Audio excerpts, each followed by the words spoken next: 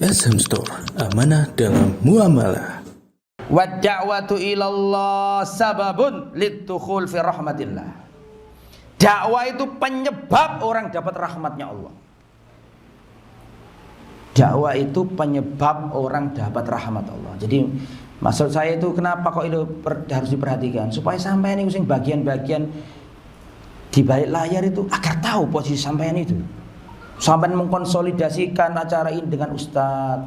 Ada orang itu punya duit tapi gak punya jaringan ke ustadz. Jadi saling bersinergi. Gak punya duit untuk buat acara besar, butuh konsumsi, butuh penyewaan gedung. Ada orang punya sokibul mal, duit akeh, tapi gak punya jaringan. Ada yang berperan seperti itu.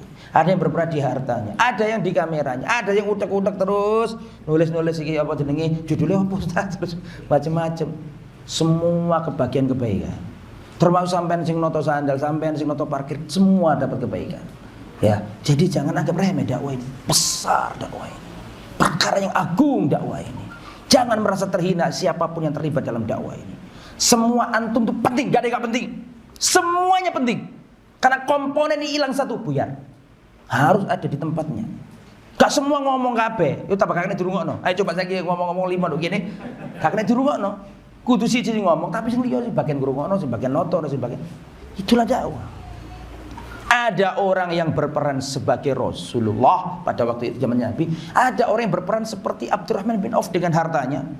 Ada orang yang berperan seperti Umar bin Khattab dengan keberaniannya dan dengan izzahnya, kemuliaannya. Umar bin Khattab itu berdakwah dengan apa yang dimiliki untuk Islam. Utsman seluruh hartanya dikasihkan Rasulullah tanpa pamrih. Coba bayangkan, tak ajari sampean supaya merenung didik. Coba sampean bayang. Iki Abu Bakar nih, suge donyane akeh. Itu datang ke Nabi, ya Rasulullah, ini hartaku semuanya, sudah sekuabe. Tidak disisihkan sama sekali untuk keluarga, tidak ada sama sekali. Itu Abu Bakar Siddiq itu. Habis gitu, ketika Rasulullah hijrah ke Madinah itu Ibnu Quhafa, bapaknya siapa? Abu Bakar, ngomong sama cucunya Aisyah sama siapa? Asma. Hei Aisyah, hei Asma, bapakmu ninggalkan apa? Karena itu kan Abu Bakar duluan. Anak Aisyah masih di mana? Di Mekah. Ninggalkan apa bapakmu untuk kalian berdua ini? Akhirnya apa terjadi itu?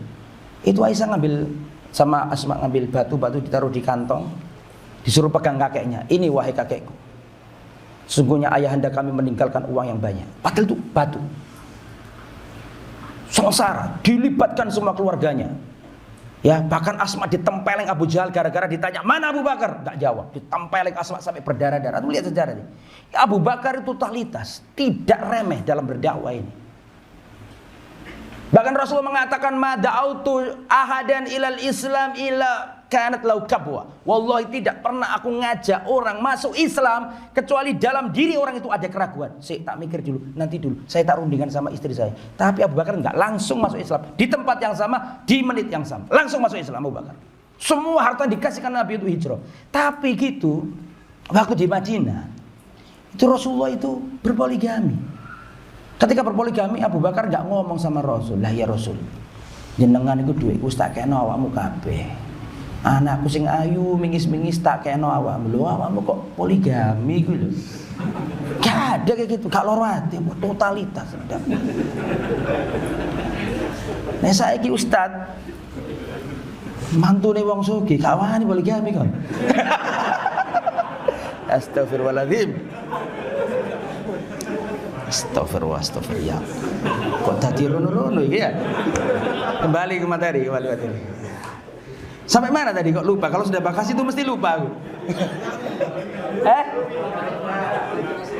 Kok poligami? Bukan. Ya artinya itu tadi lo Abu Bakar totalitas sudah. Itu antum tahu nggak, Abu Bakar ketika Rasulullah Muhammad SAW ketika sama Abu Bakar nginep di Gua Thur itu, betul? Tidak cukup di situ bantunya Nabi, itu anaknya Abu Bakar disuruh datang ke gua. Malam-malam datangnya.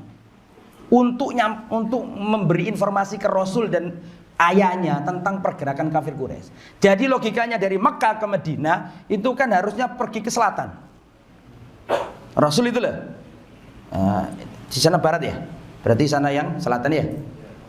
Jadi selatan sana dari Mekah, kalau ke Medina berarti harusnya ke utara, betul ya? Utara, harusnya ke utara. Tapi Rasul itu ketika hijrah sama Bakar nggak langsung ke utara, tapi ke selatan.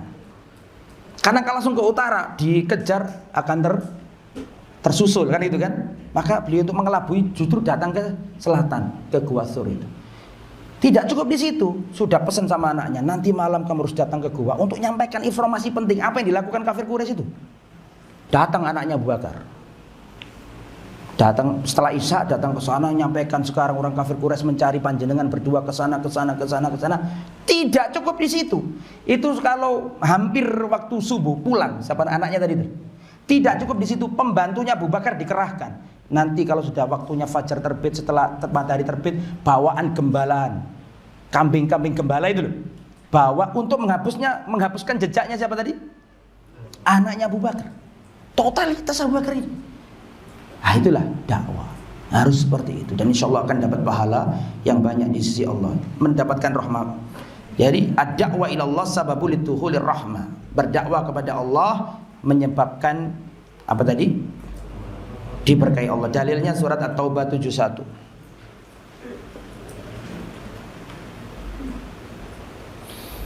Wal mu'minuna wal mu'minat, orang mukmin laki-laki, orang mukmin perempuan, ba'dhum awliya'u ba'd, sebagiannya penolong sebagian yang lain. Ya'muruna bil ma'ruf, mengajak yang baik-baik, wa yanhauna 'anil munkar, mencegah yang rusak-rusak, wa yuqimunas shalah, menegakkan salat, wa yu'tunaz zakah, menunaikan zakat, wa yuti'una Allah wa rasulah, dan taat kepada Allah dan Rasulnya. Perhatikan, ulaika sayarhamuhumullah, mereka adalah orang-orang yang dirahmati oleh Allah. Berdakwah pengen kebaikan untuk umat ini.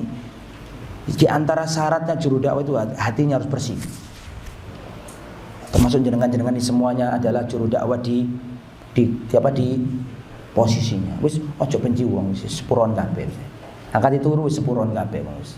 Kita harus belajar kayak gitu sudah. Ya, jangan kita nggak boleh ada sikap yang mengurangi pahala kita. Terus nomor berapa ya sekarang? 5.